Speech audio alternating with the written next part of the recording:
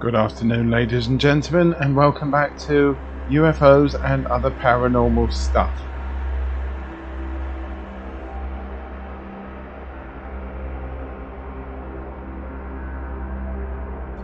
Now, of course, it's been some time since the last episode was released, I think a couple of months, but I want to give a heartfelt thank you to everybody who has stayed tuned, shared the podcast with friends and family in it, and kept listening. The listening figures have gone through the roof. Thank you very much.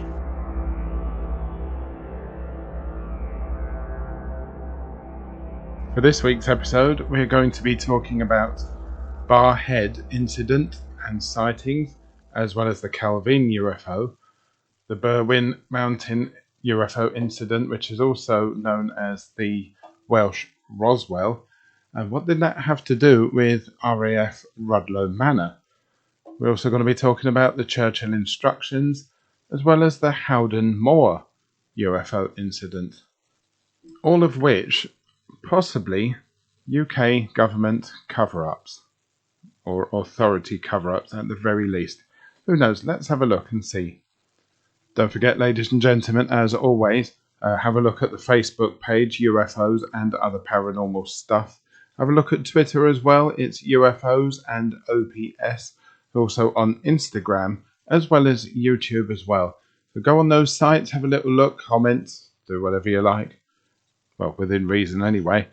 Also, don't forget to send me an email. UFOs and other paranormal stuff at gmail.com. That's all one word. UFOs and other paranormal stuff at gmail.com. I would love to hear your stories of everything paranormal, and who knows, if you give me permission, I will read them out on the show. Also, ladies and gentlemen, if you do like the podcast, how about sending a donation, which would be greatly appreciated, very much greatly appreciated. Every donation will obviously go towards the show, towards upgrading some of the equipment, or going towards maybe doing some live or on location episodes. You never know. You never know what the future holds. I've got some plans in mind, though. To do that, just go to www.buymeacoffee.com/UFOs. Like I said, every donation, every penny will be greatly appreciated. Now, ladies and gentlemen, on to the first segment of today's show, the Barrhead Incidents and Sightings. Barrhead is a lovely small town in East Renfrewshire in Scotland, around about 8 miles southwest of Glasgow city centre. Now, last month I received an email from a gentleman from Barrhead who goes by the name of Boris, and the email goes like this. Hi Andy, my name is Boris and I'm writing to you with a true story from Scotland, namely Barrhead, a town near Glasgow, Scotland's biggest city. It is an open secret among the residents of Auchenbach, hope I pronounced that correctly by the way, who remember, the district of Barrhead, that several sightings were reported in 2004 and never investigated or followed up. The Downs area of Barrhead is home to a large moor, and several craft were spotted hovering here that summer. They were said to be of a shining star-shaped object that hovered over the dams, emitting a choking fog. The crest of the local high school, Barrhead High School, contains a similar-looking object, but Ofsted inspectors have thus far been unable or unwilling to substantiate a link. Suspicious. Around the same time, sightings of a large black panther were reported. It was said to be the size of an Alsatian, but closer to the ground with a metre-long tail. Several news articles have reported this beast, but none seem to be interested in the truth. Boris provides some links here, which we will have a look at a little bit later on after I read this email. He continues, local businesses have also provided reports of disruption to their trade. A potato farm where all the potatoes were plucked and went missing overnight vanished, and a local tyre fitter whose knees were suddenly struck down with a debilitating condition. This happened after he witnessed a bright flash and feeling like being sucked off into the aurora while travelling home from the chip shop one night. Even more disturbing than that, the email continues, all the locals here know about the young schoolboys whose downstairs areas were mauled by the beast that summer. There were at least 3 boys whose loins were savaged.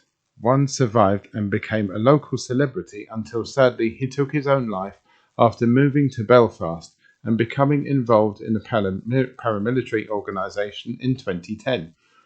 The local parish priest was involved in counselling the boy, but unfortunately he was unable to keep on trucking, as it were. Clearly the idea that a tropical cat could be on the loose in Scotland is absurd, and I have led my own research into the tragedy, but have hit a dead end.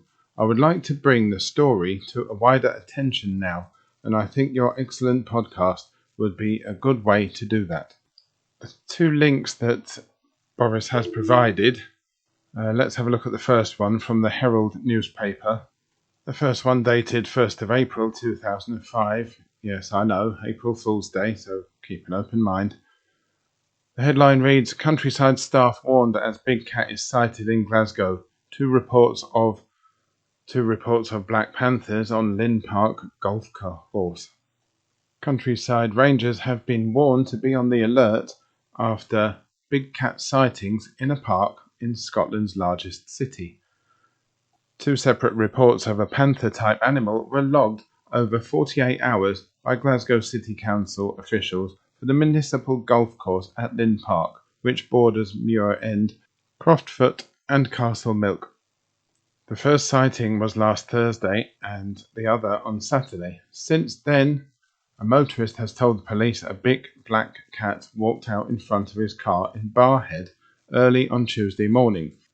Officers described the man as a credible witness but found no trace of the animal, said to be the size of an Alsatian but closer to the ground with a metre-long tail.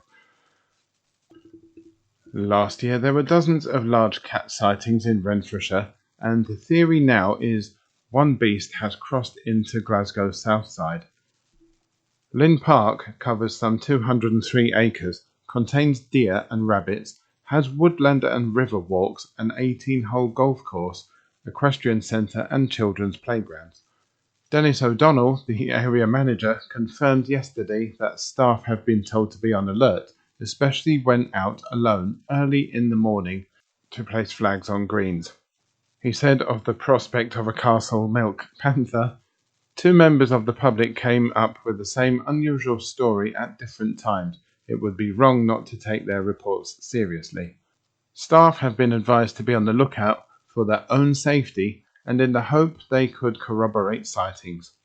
One golfer was said to have seen a big cat, a big black panther, close to a rubbish bin near the Parkland course 10th hole, but initially chose to remain silent in case of ridicule. Understand that? The second link that Boris sent to me was from Glasgow Live. The headline there reads, Glasgow's most bizarre big cat sightings as locals report being terrified of attacks. This article, by the way, was written in 25th of August 2021, 16 years after the one that I've just read to you.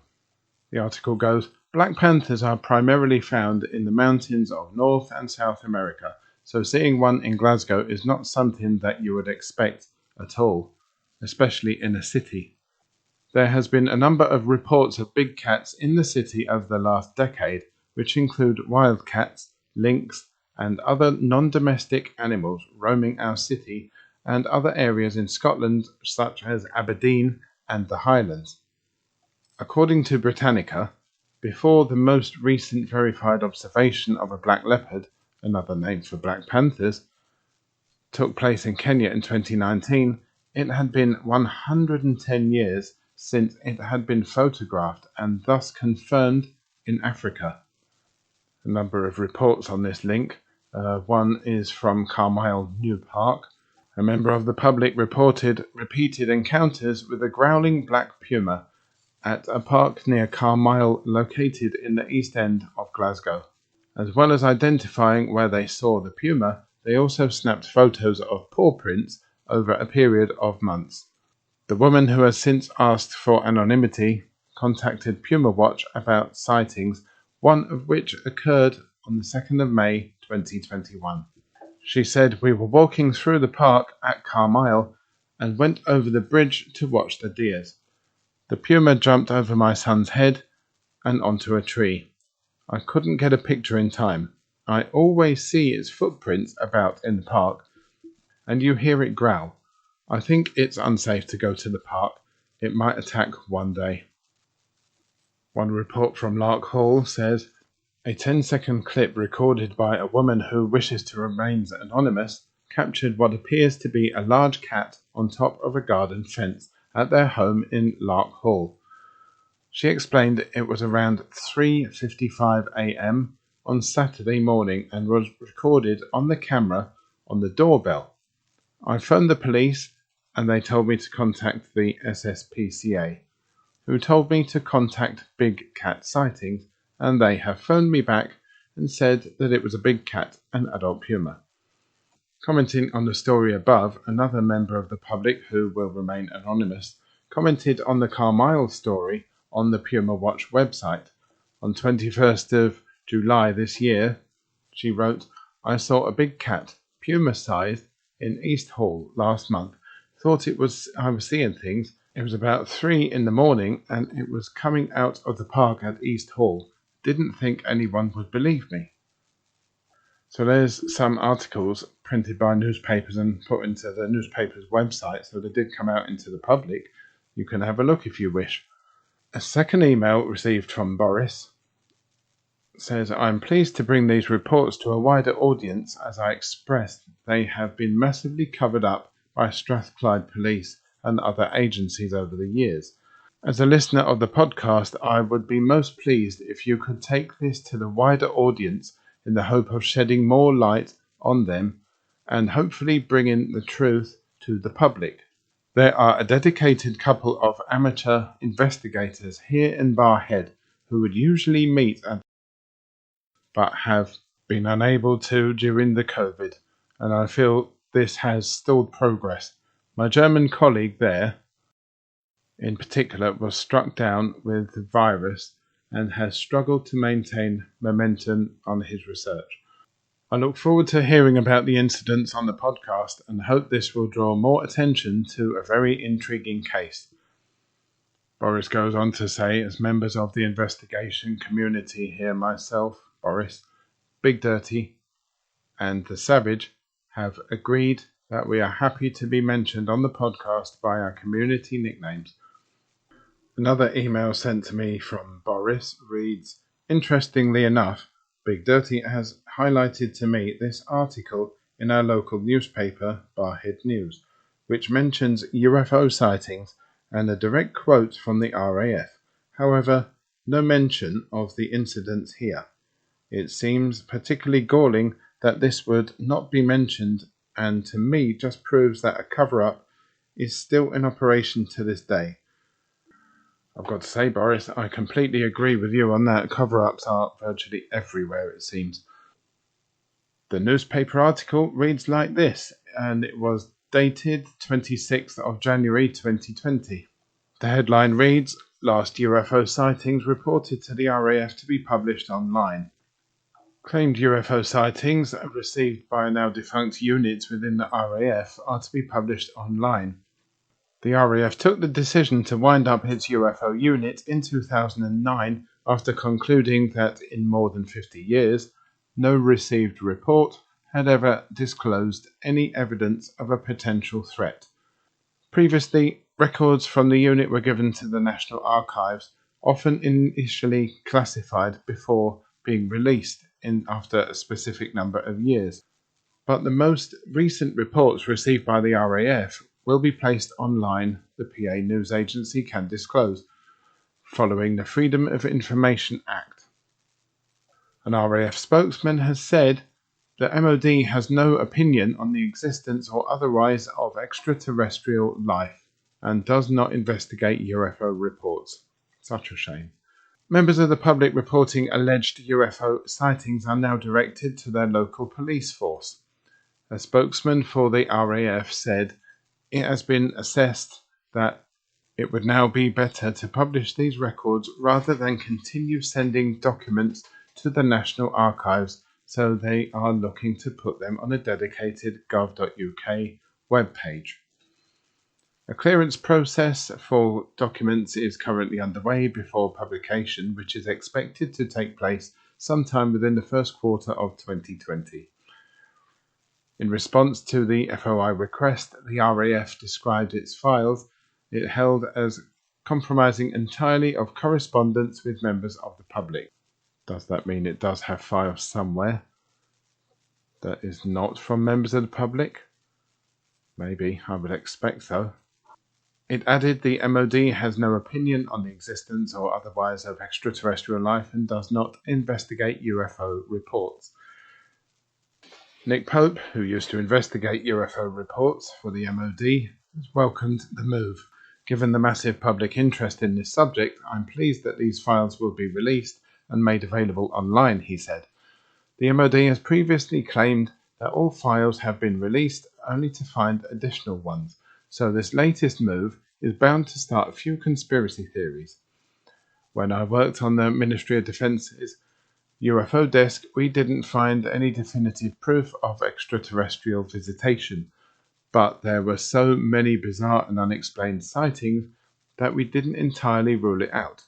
I'm glad that the public are to be given further insights into our work on these real-life X-Files. Further to that, an article in the Daily Record, one of Scotland's biggest newspapers, UFOs spotted over Barrhead. Those spooky unidentified flying objects are at it again, this time in Barrhead. The Paisley Daily Express has already revealed how eagle-eyed believers have reported two separate UFO sightings, one in Elderslie and the other in Renfrew. Now, everybody's favourite newspaper can reveal that a report has been posted on a top UFO spotting website detailing a sighting in Barrhead. The shocked eyewitness told the UK UFO website, "When I was out in the garden, I could see two luminous blue objects from a distance. They flew overhead silently at speed. As they flew above me, I could see the bottom of the UFO, which looked like it was in segments, and they were very bright blue in colour. As they passed, the nearest UFO was a luminous red colour, as if it had changed its colour. They were both too fast and too silent to be planes or helicopters." The sighting is only one on this website from the Paisley area. Previous sightings in Elderslie and Renfrew were posted on the Canada-based HBCC UFO research website. In Elderslie, a couple saw two strange objects flying high in the sky near Glasgow Airport. One of the believers told the website, "We saw the strange objects quite far apart, outside the front of my home, and went to the back of the house to watch them. They were about a mile from Glasgow Airport, and we were able to observe planes arriving, taking off from the airport at the same time, but these two objects were much higher and moving quite slowly. They did not have landing lights on them, just an orange glow." And in Renfrew, two UFOs were spotted close to the town's police station. A man who reported a sighting said, "At first, I thought there were two helicopters, but there was no noise, and they emitted a bright, almost off-white light. They didn't move, and when the bus came, I kept looking at them. The bus travelled on for 4 miles, and they stayed in the same place. The height must have been about 200 feet, and as it was clear, cold night, the stars were visible, but these lights were an awful lot closer to the ground." UFO expert Brian Vike is urging buddies to be on the alert amid suggestions that aliens could be keeping an eye on Paisley and the neighbouring towns and villages.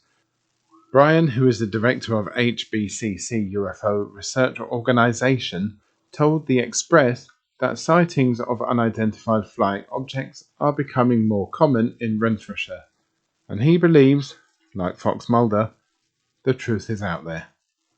Brian said there are still many people who do not have the use of a computer to search for UFO investigator.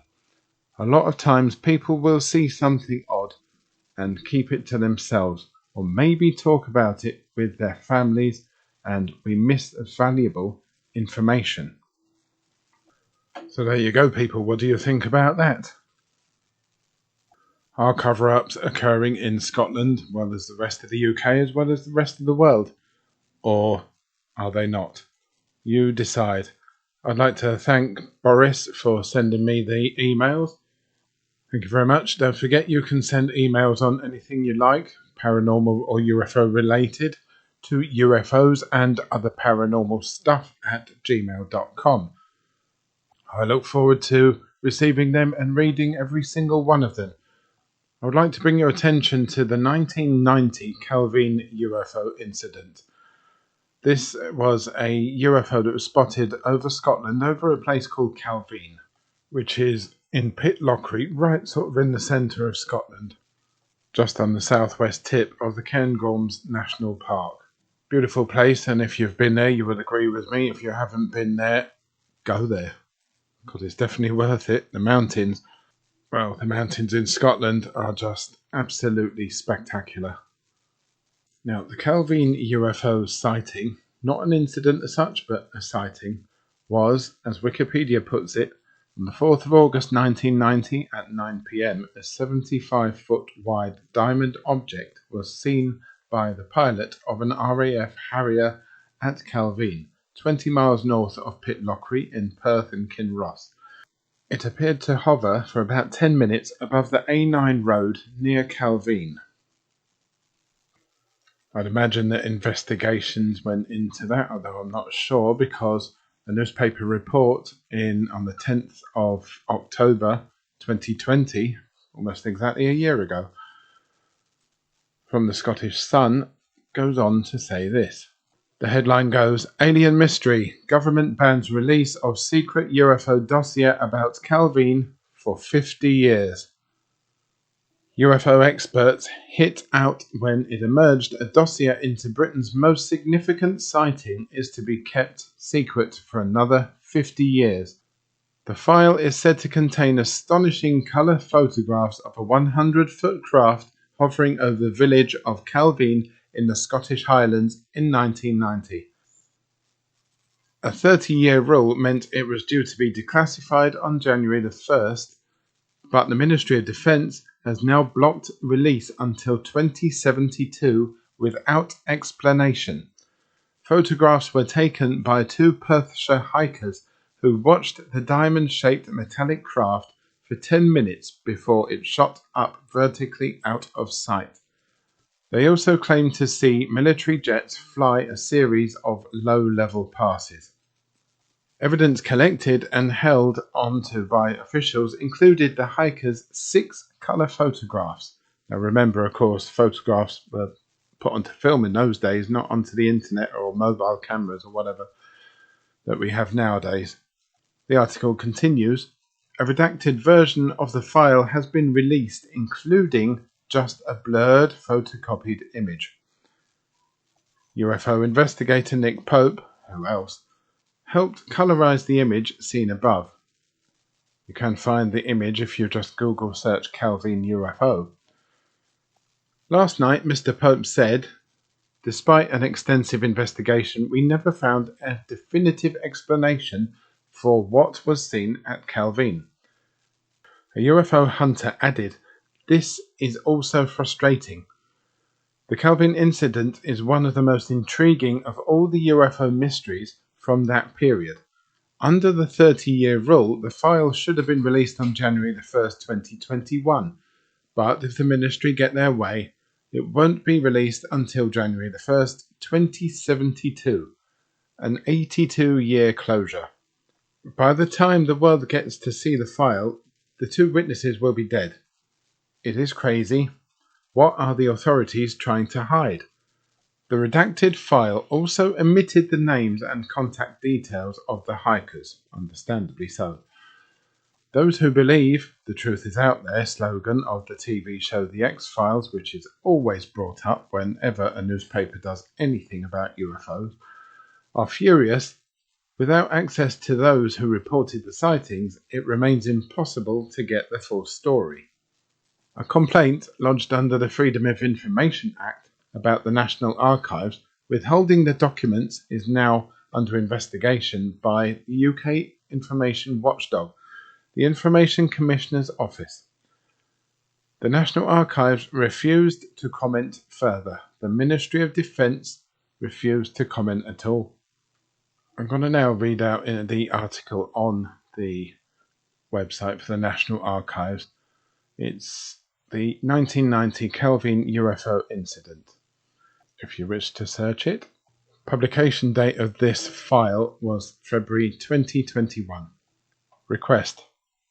In October, the Scottish Sun reported that the MOD files relating to the August 1990 Calvin Ufo Incident, which should have been released as per the 30-year rule, were blocked for release by the Ministry of Defence until 2072.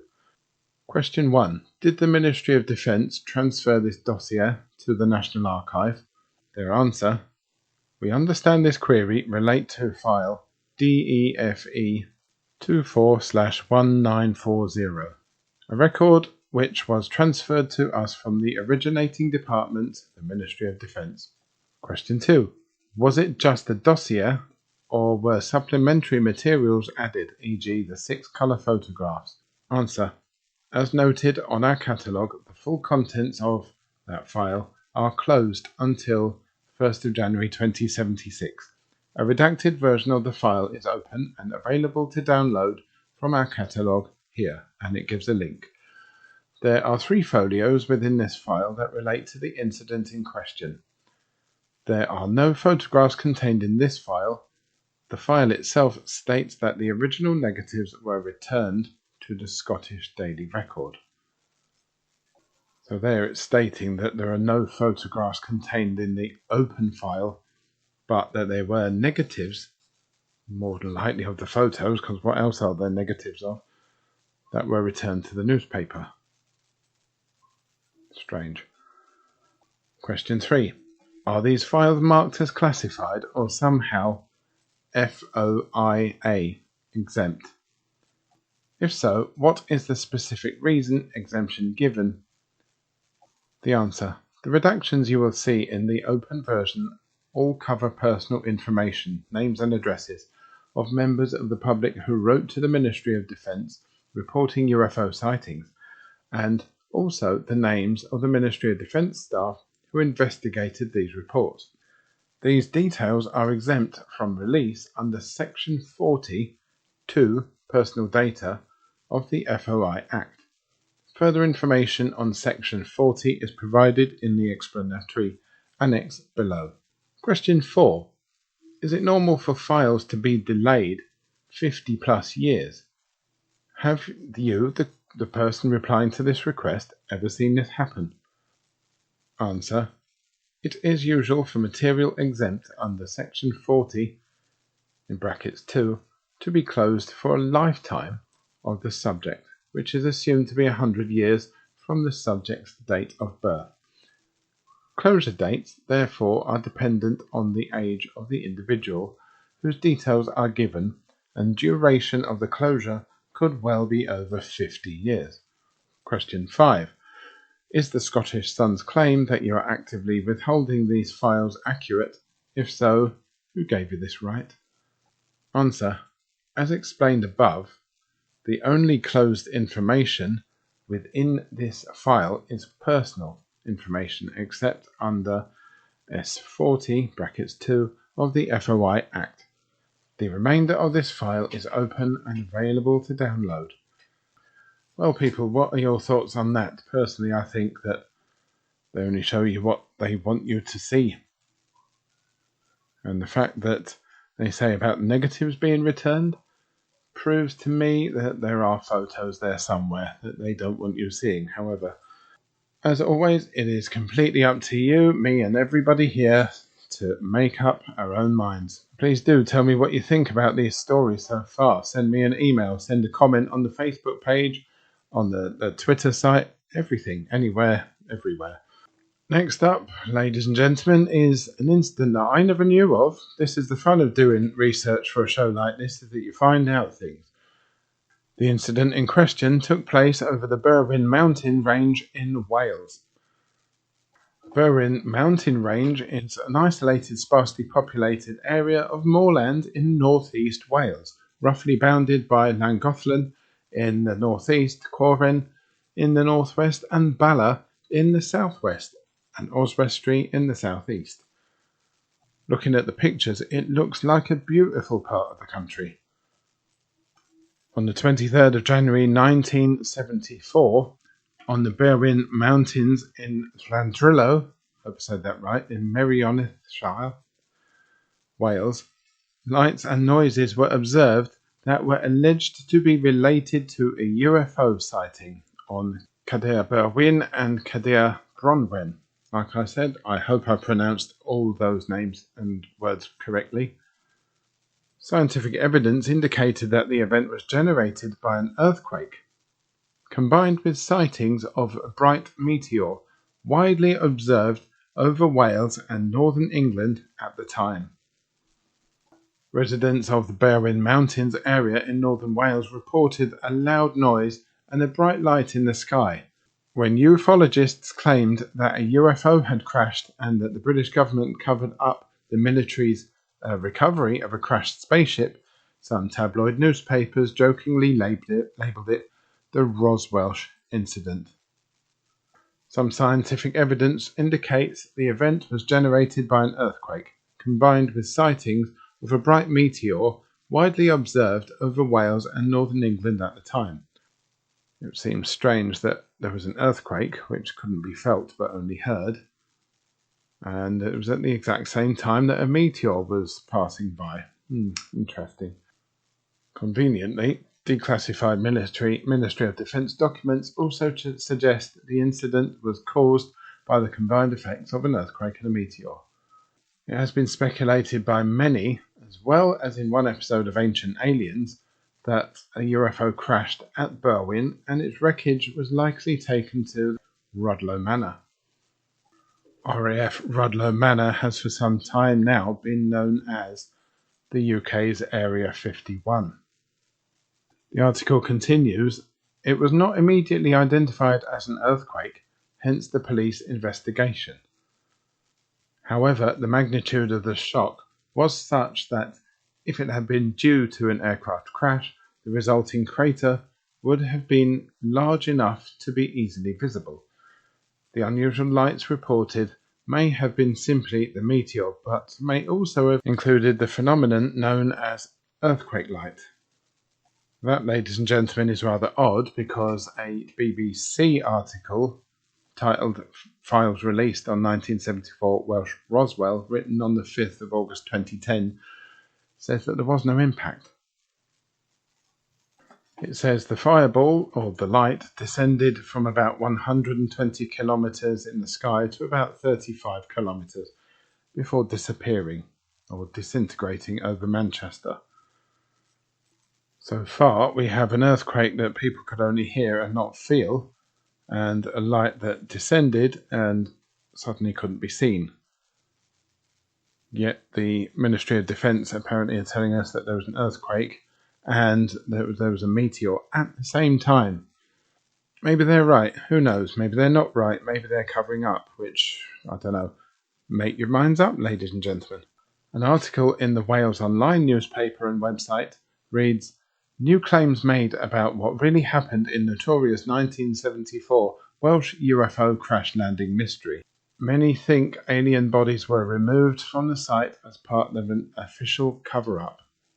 It's been called the Welsh Roswell, the article continues. A cold, dark January night in 1974 when the ground shook and bright lights appeared in the sky above the Berwyn Mountains. An incident which has remained surrounded by mystery ever since. Many explanations have been given for what went on in that part of Wales that evening, from meteor shower and earthquake to downed plane, or even lamp-wielding poachers on the hillside.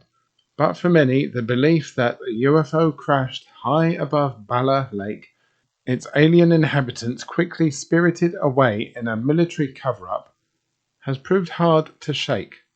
And, according to North Wales Live, that belief has resurfaced again following fresh appeal for information earlier this year, that's 2018 by the way, by a researcher looking to make a documentary about the phenomenon for American TV.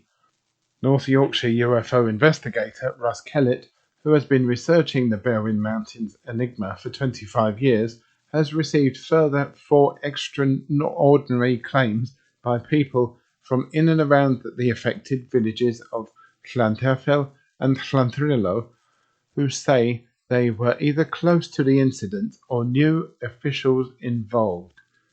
One woman who said she lived very nearby told Kellett her dad worked for the Ministry of Defence, and on that night she heard an enormous bang, the tremor from which measured 3.5 on the Richter scale, and that she and her brother were told to go back to bed. Later in the evening she could hear people talking in the house about making calls, and when she looked out of the window she saw something large being loaded onto the back of a truck.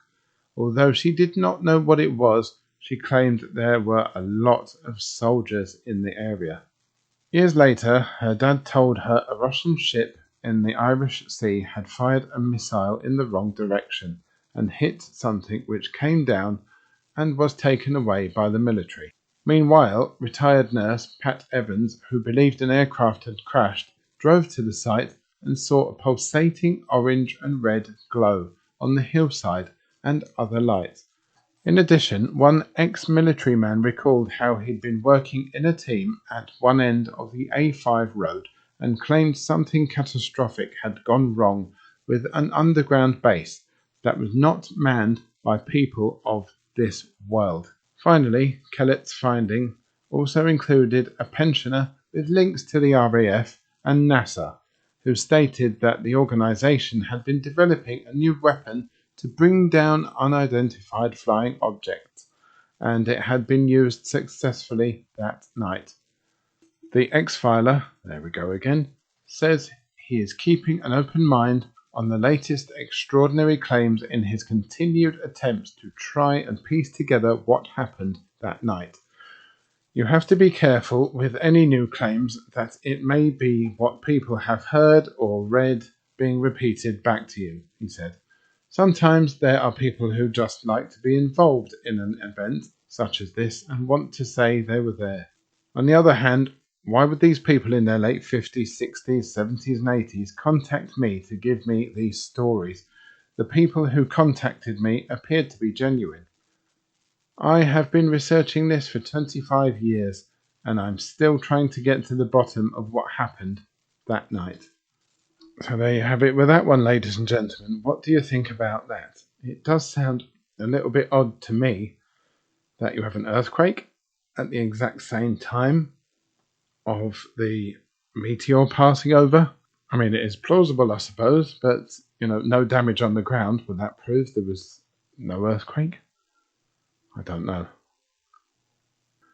A Freedom of Information request was put in for more information on this, and I'll read this out to you. Request 4. I wish for any current and updated information into the 2 following incidents which occurred and were classed as UFO incidents. These are the Berwyn mountain crash in Wales.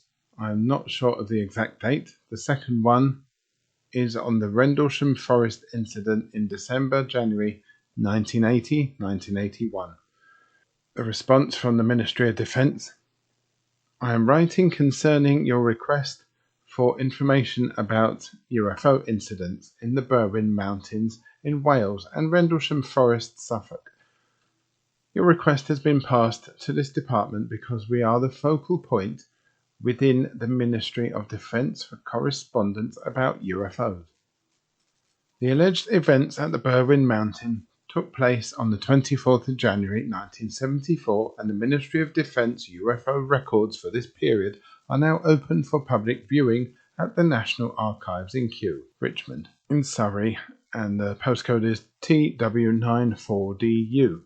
Details of how to access information at the National Archives can be found on their website at www.nationalarchives.gov.uk.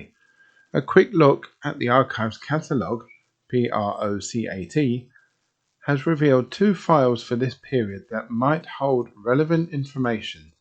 These are AIR 2/18873, Unidentified Flying Objects 1973-1974, and AIR 2/18874, Unidentified Flying Objects 1974-1975. All of the Ministry of Defence records about the Rendlesham Forest incident have been included in the Ministry of Defence Freedom of Information Publication Scheme and can now be viewed at www.foi.mod.uk. They actually can't, because I've clicked on that link and it can't be found. A search under Rendlesham Forest will take you directly to scanned images of these records. I hope this is helpful. Now, as I said, ladies and gentlemen, there were claims that the bodies and the ship, in fact the UFO, that was crash-landed at Berwyn Mountains, or at least I believe it did, but I would, that the bodies and the ship were actually taken to a place known as RAF Rudloe Manor, which is, 3.5-hour drive down from Berwyn Mountains to Rudloe Manor. RAF Rudloe Manor, formerly RAF Box, was a Royal Air Force station located northeast of Bath in England. That's just in the southeast, sort of just below Wales, between the settlements of Box and Corsham in Wiltshire. It was one of several military installations situated in the area and covered 3 dispersed sites. While the site is mostly abandoned, a little bit are now used by Defence Digital. RAF Rudloe Manor is also known as Britain's Area 51, since declassified secrets files released at the National Archives indicated the site was the centre for UFO investigations in the 1950s. The wider site continued as both a communications hub for some various administrative units. Number 1 Signals Unit was established to manage all UK terrestrial communications infrastructure for the RAF. With the launch of the UK satellite communication system, Skynet, yes, Skynet, in the 1960s, the site of the Controller of Defence Communications Network, CDCN, was established.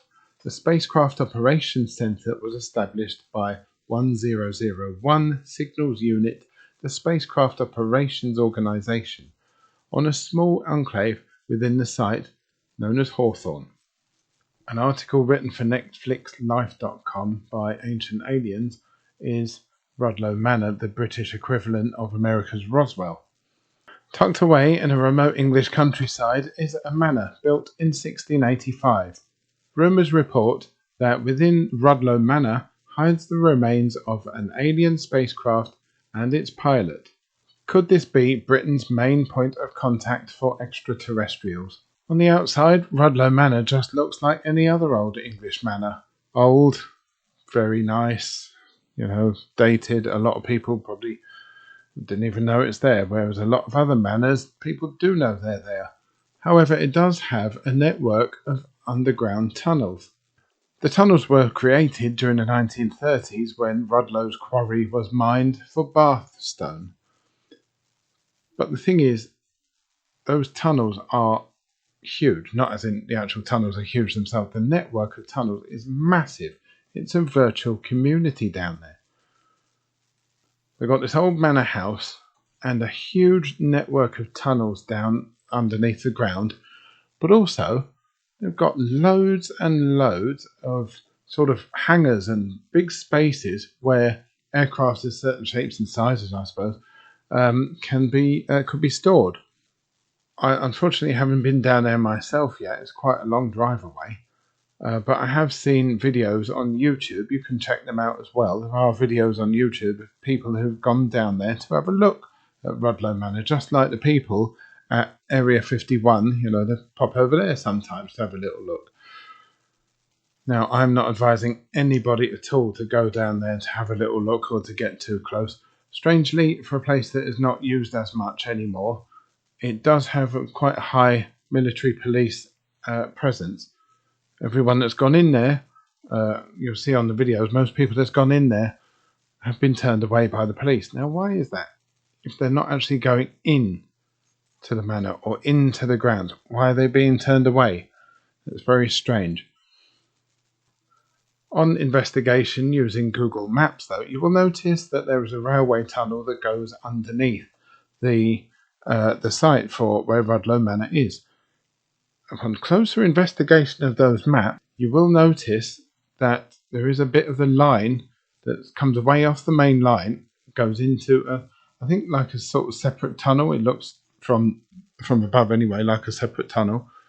So I had a look on another railway maps website called railmaponline.com, and interestingly, it shows a little sort of network of railway in there, all underground.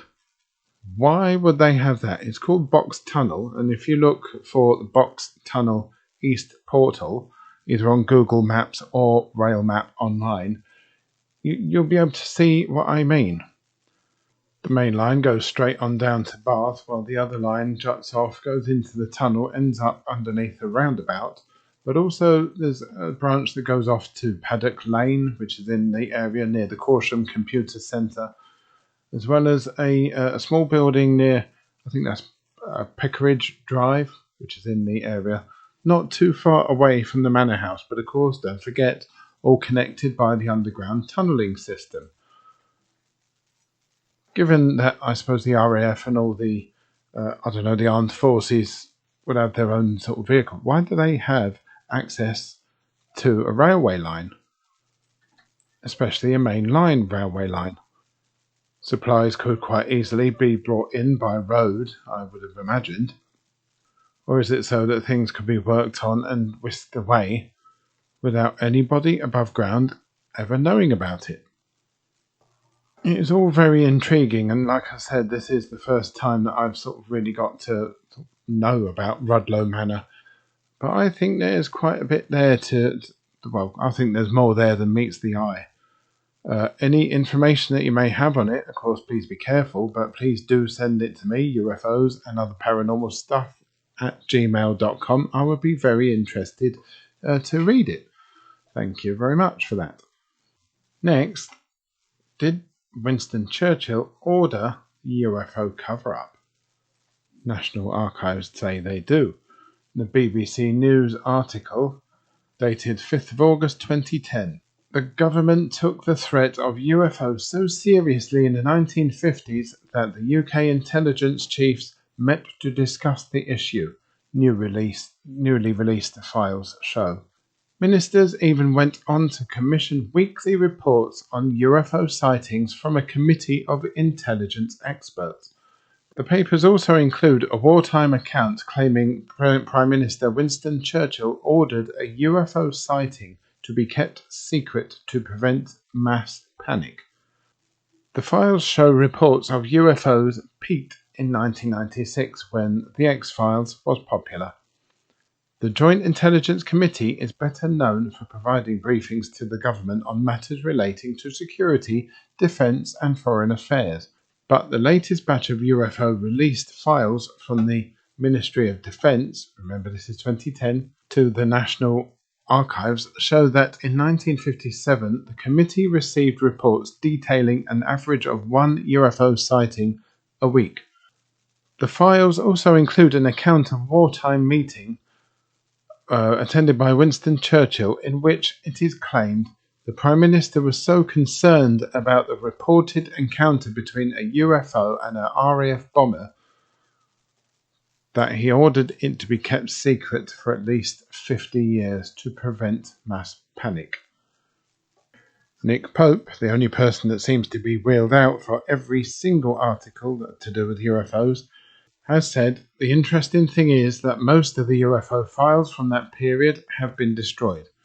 But what happened is that a scientist whose grandfather was one of Churchill's bodyguards said, "Look, Churchill and Eisenhower got together to cover up this phenomenal UFO sighting that was witnessed by an RAF crew on their way back from a bombing raid." The reason apparently was because Churchill believed it would cause mass panic and it would shatter people's religious views. Reports of sightings of UFOs peaked in 1996 in the UK when the science fiction drama The X-Files was popular. According to the files, there were more than 600 reports in 1996 compared with an average of 240 in the previous 5 years. The figures for 1996 show 609 reported sightings of unidentified flying objects, 343 letters from the public to the MOD's UFO desk, and 22 inquiries and questions from MPs. But by 2009, the MOD's UFO inquiry desk had closed down. The 18 files released on Thursday are the latest to come out as part of a 3-year project between the Ministry of Defence and the National Archives. I think I've mentioned that before somewhere. Dr. David Clark, a UFO consultant to the National Archives, explained why the papers are being made public now. Dr. Clark told the BBC, since the Freedom of Information Act arrived in 2005, this subject, UFOs, has become the third most popular subject for people to write to the Ministry of Defence saying, please could you release this file or papers that you hold on this particular case. What they've decided to do is to be totally open and say, look, we're not holding any secrets back about this subject. We've got all these files and we're going to make them available to the public. One includes details on the aerial phenomena prepared for a meeting in the Cabinet's Office Joint Intelligence Committee in April 1957. According to a note included in the Red Book, the Weekly Intelligence Survey, 4 incidents involving UFOs tracked by RAF radars were unexplained. The documents also include reports of famous incident dubbed the Welsh Roswell. Other cases included in the files are a near miss with an unidentified object reported by the captain and the first officer of a 737 plane approaching Manchester Airport in 1995. A mountain rescue team called to investigate a crashed UFO in the Berwyn Mountains in 1974. Attempted break-ins at RAF Rudloe Manor in Wiltshire, sometimes referred to as Britain's Area 51, the US's secretive desert military base. The Western Isles Incident, when a loud explosion was reported in the sky over the Atlantic in the Outer Hebrides.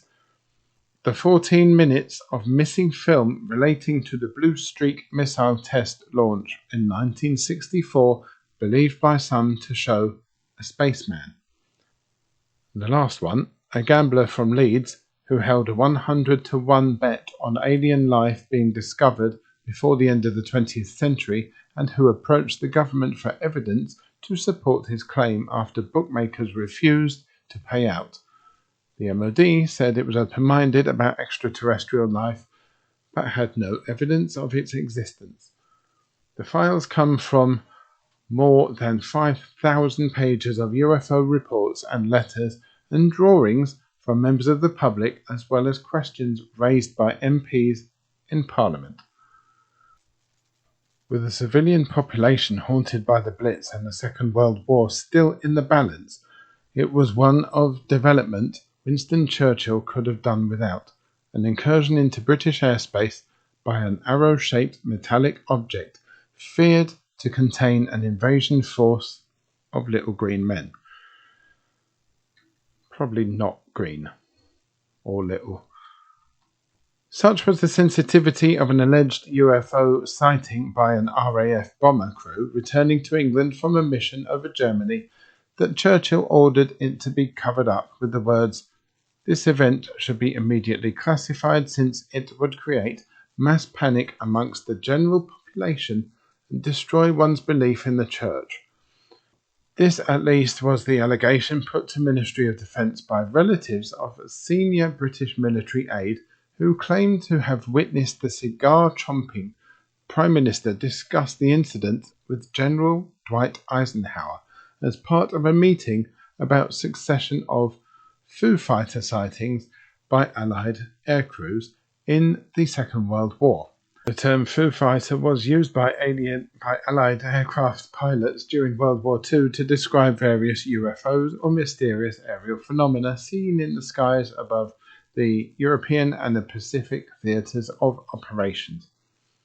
Now, given that Churchill said that it would create mass panic amongst the general population and destroy one's belief in the Church, given that I think people's belief in religion has gone down quite a lot since the 1940s, does that point still exist?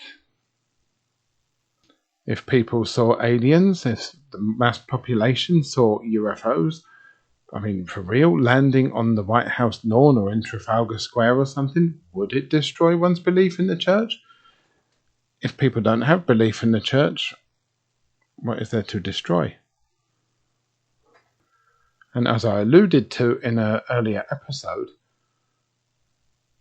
who is to say that God or a religious being, religious figure, didn't create these other beings anyway?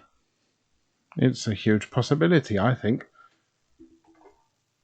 But like the article says, given that this was in the 1940s and in the middle of the war, last thing that Churchill would have wanted is more panic, more what-ifs, more unsureness, more threats to national security that they probably couldn't deal with. And of course he was right to think what that would do if it was false or even not false. What would it do to national morale during the war? 1997 was to see one of the most historic celestial events in human history, and that was the passing of the comet Hale-Bopp. Alan Hale and Thomas Bopp discovered comet Hale-Bopp, named after them of course, separately on the 23rd of July 1995, before it became visible to the naked eye. It is difficult to predict the maximum brightness of new comets with any degree of certainty, but Hale-Bopp met and exceeded most predictions when it passed perihelion in April 1st, 1997, reaching about magnitude of minus 1.8. It was visible to the naked eye for a record 18 months. I remember seeing it myself. That was twice as long as the Great Comet of 1811, the previous record holder. Accordingly, Hale-Bopp was dubbed the Great Comet of 1997. In November 1996, amateur astronomer Chuck Schramek of Houston, Texas, took a CCD image of the comet which showed a fuzzy, slightly elongated object nearby. His computer sky viewing program did not identify the star, so Schramek called Art Bell radio program, Coast to Coast AM, to announce that he had discovered a Saturn-like object following Hale-Bopp. UFO enthusiasts, such as remote viewing proponent and Emory University political science professor Courtney Brown, soon concluded that there was an alien spacecraft following this comet. Several astronomers stated that the object was simply the 8.5 magnitude star SAO 141894, including Alan Hale. They noted that the star did not appear on Schramek's computer because the user preference was set incorrectly. Art Bell claimed to have obtained an image of the object from an anonymous astrophysicist who was about to confirm its discovery. However, astronomers Olivia Hainaut and David Tolan of the University of Hawaii stated that the alleged photo was an altered copy of one of their own comet images. 39 members of the Heaven's Gate cult committed mass suicide in March 1997 with the intention of teleporting to a spaceship they believed was flying behind the comet. Nancy Lader, who claims to receive messages from aliens through an implant in her brain, stated that Hale-Bopp was a fiction designed to distract the population from the coming arrival of Nibiru, or Planet X, a giant planet whose close passage would disrupt Earth's rotation, causing global cataclysm. Her original date for the apocalypse was May 2003. It seems to have not happened, or be a bit late. May 2003 passed without incident, but various conspiracy websites continued to predict the coming of Nibiru, most of whom tied it to the 2012 phenomenon. Well, guess what? 2012 has been and gone as well. Later and other claims of the planet Nibiru have been repeatedly debunked by scientists. But it was during the passing of the Hale-Bopp, 24th of March 1997, at 2200 hours 10 o'clock on the dark peak Howden Moor, 2 sonic booms were heard over the area and recorded at this time, although the RAF have denied using supersonic aircraft in the area. They later helped in the night-long search for a crashed aircraft, using helicopters and sniffer dogs from the police. With 150 mountain rescue volunteers, no wreckage was found. A triangle-shaped UFO had been seen an hour before the sonic booms in the area. Many people reported the triangular-shaped UFO, and they think that it was chased off by RAF jets. Just like the incident in the Berwyn Mountains, they think that the UFO had crashed onto the Moor, Howden Moor, and that the security services had come and taken it away. Who knows, maybe to Rudloe Manor, maybe somewhere else. But they believe fully that it is being hidden away somewhere. So there you go, ladies and gentlemen. What do you believe? Cover-ups? Are they real? Are things being covered up? Or are they not? Is there nothing out there? Is there nothing out there that's coming to Earth and, I don't know, crashing? Rudloe Manor, Area 51, are they just there doing normal things, or are they there doing other things, contacting space aliens, contacting UFOs? Are they, keeping an eye on the UFOs? What is going on? To my mind, I think there is a lot of things that are going on that they are not telling us about. Of course, you can understand for national security, they're not going to tell about this or about that. But personally, I think the time is getting closer. I think the human race is much more ready now for disclosure than it has ever been. That's my opinion. Please tell me about yours. Email me again. Email me about your stories, your thoughts on the show, UFOs and other paranormal stuff at gmail.com, UFOs and other paranormal stuff on Facebook and Instagram, YouTube, and UFOs and OPS on Twitter. Of course, ladies and gentlemen, it's Halloween on Sunday, so before Sunday there will be another special episode coming out. Don't forget to email me your spooky stories for Halloween if you have any. In the meantime, if you would like to make a donation to the show, which would be greatly appreciated, very much appreciated by myself, then don't forget it's at www.buymeacoffee.com/UFOs. Thank you very much for listening in. I will see you very, very soon. Take care. And ladies and gentlemen, keep an open mind and stay safe.